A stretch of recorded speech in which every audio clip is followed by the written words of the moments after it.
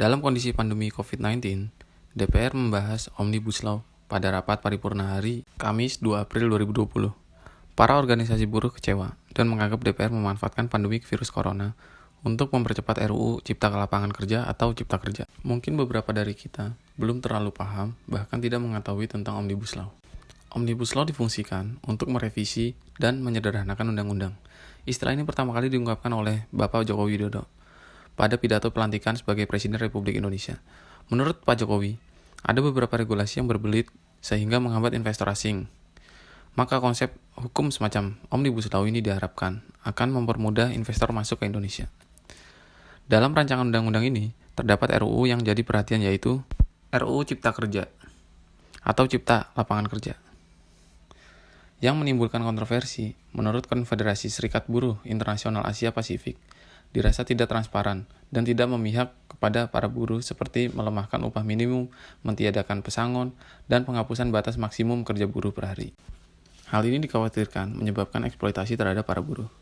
RUU Cipta Lapangan Kerja atau Cipta Kerja tersebut setelah dikaji oleh beberapa organisasi buruh, kemudian dirasakan tidak memihak kepada buruh. Hal tersebut ternyata membangun kesadaran para buruh dan benar-benar menjadikan sebuah gerakan penolakan atas ketidakadilan yang dirasakan para buruh dalam bentuk unjuk rasa yang dilakukan di beberapa daerah di Indonesia. Pada Rabu, 13 Maret 2020, dari berbagai organisasi buruh di Jakarta melakukan aksi menolak RUU Omnibus Law di depan kantor DPRD DKI Jakarta. Para buruh ini juga meminta bantuan kepada Gubernur DKI Jakarta untuk menggantikan rancangan undang-undang ini. Karena sejak awal pembahasan Undang-Undang Cipta Kerja ini, pemerintah tidak membagikan draft RUU kepada publik.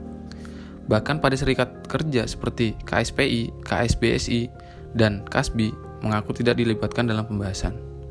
Pada intinya, suatu konflik dapat dipicu oleh ketidakadilan distribusi kekuasaan dan wewenang. Para pemegang kekuasaan dan wewenang pemerintah sudah seharusnya mendistribusikan kekuasaan dan wewenang mereka secara merata.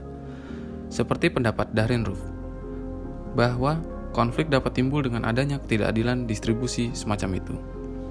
Kemudian suatu permasalahan yang berada pada tingkat makro sudah seharusnya dilihat dari sisi struktur yang memegang kendali atas kekuasaan dan wewenang, seperti pembuat kebijakan yang kebijakannya harus ditaati oleh masyarakat luas.